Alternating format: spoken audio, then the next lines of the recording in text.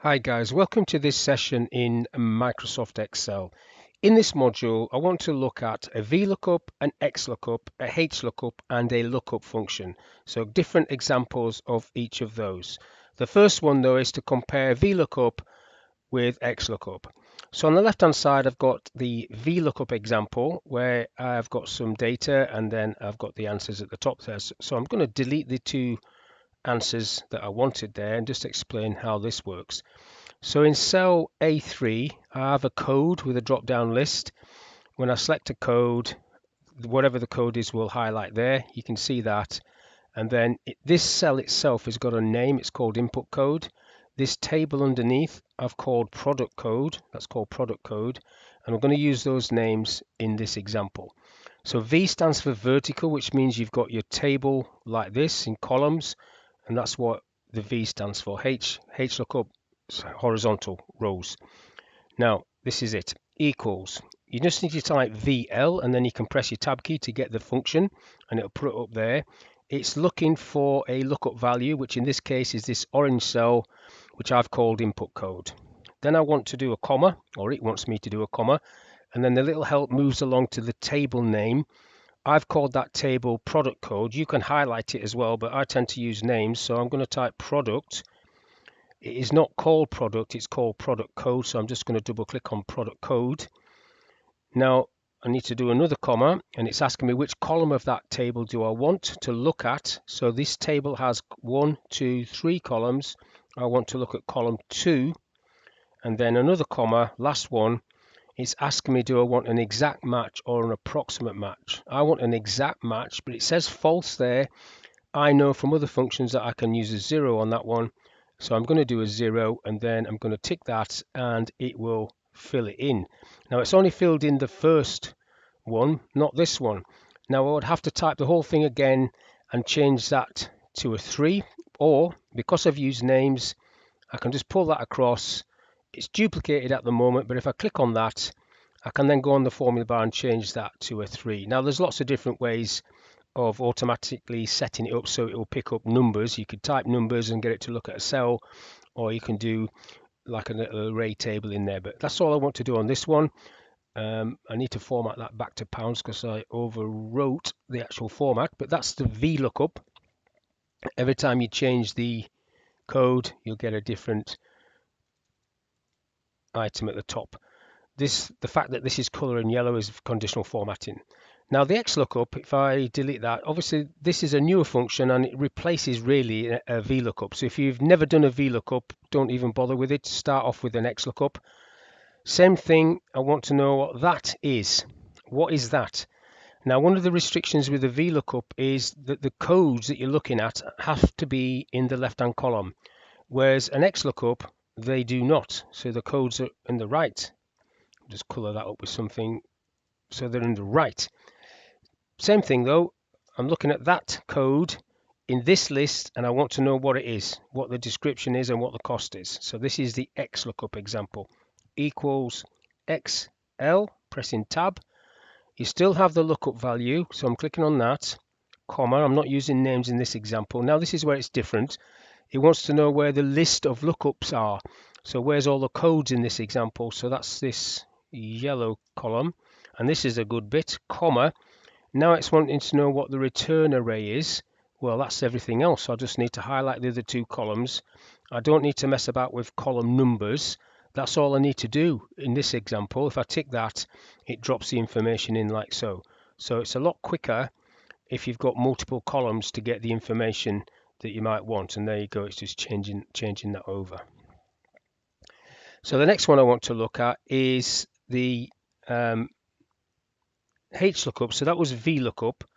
Let's have a look at Hlookup. So if I go onto that one, and you've got the same sort of thing at the top there. So I've got Hlookup by itself, pick a PC, and then whatever the PC is, the information on that PC, it will just drop it in there, and you can see the formula is exactly the same.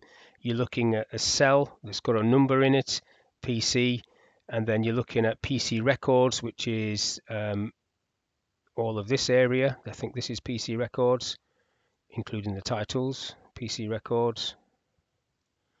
that's PC records. And then instead of the column number, that number 2 is the row number. So it's picking up that 10 gigabyte from there. That's where that's coming from. And then 0 is the exact match. So it's exactly the same.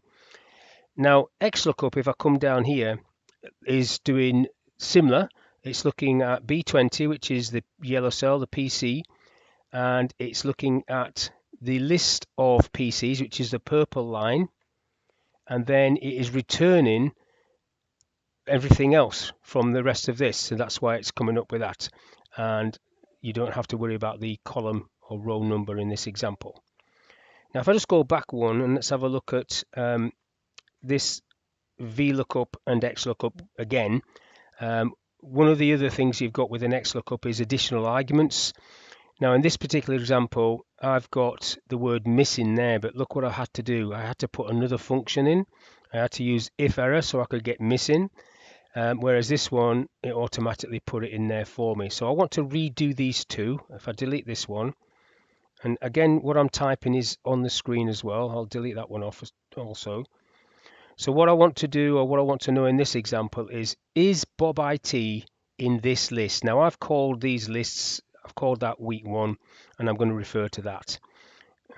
I'll just highlight it, and it'll put week 1 in there. So it's equals VL first, VLOOKUP. I'm clicking on Bob IT because that's what I'm looking for. That's the code, if you like. I need to press tab first. So equals VL and then tab. That's better. And then looking at Bob IT, comma, looking down this list, which is called week 1, comma. There's only one column in that list, so 1, and then comma 0 to make it an exact match. And if I tick that, it should come back with NA because it's not there. Now I can pull that down because I've used names. If you haven't used names, you're going to have to $ that list. But I don't want that to say NA, not applicable. I want it to say missing. So to do that, I need to get in front of the V of VLOOKUP and use another function, in this case, if error, pressing my tab key to get that, and then going all the way to the end of the VLOOKUP, doing a comma, and then in quotes, I need to type the word missing, like that, and then close the bracket on that, click the tick, and then that should say missing. It's gone red because I've got conditional formatting on there, and then just pull that down again, and then that's how that works. So I had to do an extra function there to get that, which is okay. But with the Xlookup, that feature is inside the Xlookup. So if I do the Xlookup equals XL, press tab, I'm still looking at Bob IT, comma. It wants to know where the list of codes are, so that's week 1. And then in this example, comma, it wants to know what the return value is. Well, the return value is also week 1. Comma, so now this is where it's different. So what you get in an Xlookup is you get this option after the comma if it's not found. So I can actually put missing in quotes there, which I will do. Like so. And then you've got, if I do another comma, you've got the option to do 0, -1, etc. there. I just want a 0. If I left that blank, it would just assume it's 0, an exact match. And then there is I'll do one more comma because you've got another option there as well, but I'm just going to delete that comma. So there's a lot more arguments in an Xlookup than there is in a VLOOKUP or a Hlookup. But that's all I want to do on that one. I'll just leave it like that and tick. And then that should put missing in there as well. And then I can pull that one down and it does exactly the same, but everything is in the same function, not two functions. So that's that. Now what I want to look at next is the not Hlookup or VLOOKUP or Xlookup, but a function that's just called lookup, which a lot of people forgot about. It's been around a long time. So this little example, I've got a list of timings that I have done a cycle at or a run at. So that's miles, 1 mile, 2 mile, 3 miles. I want to know what the fastest time I did that on the bike. And when I find the fastest time, I want to know the date that I did it. So let me just delete these two off at the top in the sort of darker blue area. So the first function I'm using is this one, the min function, to find the fastest time. So that's a fairly straightforward one. Equals min. Pressing my tab key. I'm highlighting the light blue area to find out that, and I can just tick that, and then that will give me 2:55 is the fastest time in that at that distance, 1 mile. But now what I want is the lookup to find out, look for that time in this list. When I find it, tell me what the date is. So it's not V, H, or X, it's just lookup equals lookup. Pressing tab. So it says there lookup value. So I'm looking for that time there, comma. Then it says lookup vector. I didn't invent these words. Lookup vector is the light blue area underneath, comma. And then it comes up with return vector, which is this orange area, which I've named it event. So if I tick that, that should give me the date that I did that time, which is the 10th, which is right. Okay, that worked. And then you can pull that across for the rest of them like so. And that is just a straightforward lookup. Now, for those of you that are sort of commonly using Vlookup, I just want to show you the potential errors that you might come across. Now, I've set this up to do errors on purpose. So this will just demonstrate the difference between Vlookup and Xlookup and what you need to be aware of. So I've got some sales quantities here, number of sales, 456. What I want to come into this column is the sales bucket. So this 456 sales is between 400 and 500. That's what I want that to happen in there. Then I'll do the Xlookup. Now there are going to be faults here, and I've purposely set it up to do that. But if I do a Vlookup first, equals VL, everything's quite straightforward initially. So I do want to look at that, comma, I want to look at this table. Now I need to $sign that because I'm going to be pulling that down. So I just pressed F4 on that, comma, I want it says which column do you want? I want column 2, comma, and then I don't want an exact match. I want -1, which is an approximate match.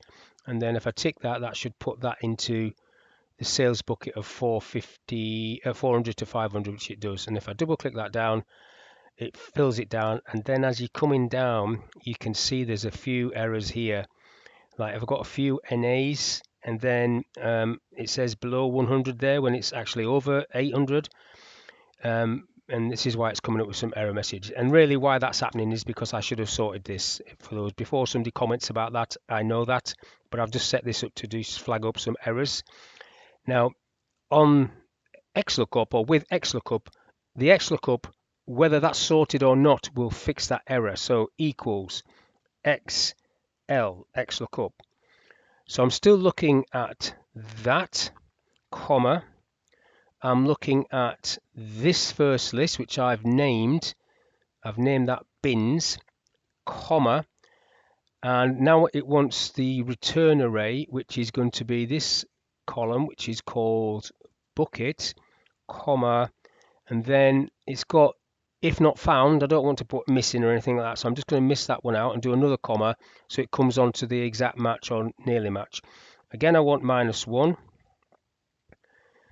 I don't need to $sign anything on this one because I've named it. So if I tick that, it still comes up with the same answer. And if I get the little black cross and double click that down, it should have fixed all of those issues, which it has done. Look, below 100 on those NAs. And that one, that 870, which it had, that one there even below 100 is now saying above 600. So that is working okay, like so. So that's just an example of where Vlookup might not be the right function to use in certain circumstances, whereas Xlookup should be the one you use because it'll fix those. So we've had a quick look at Vlookup, Hlookup, Xlookup, and Lookup. And that's all I want to talk about in this little video. So hopefully that was of use. Thank you for your time, and I'll catch you on the next one.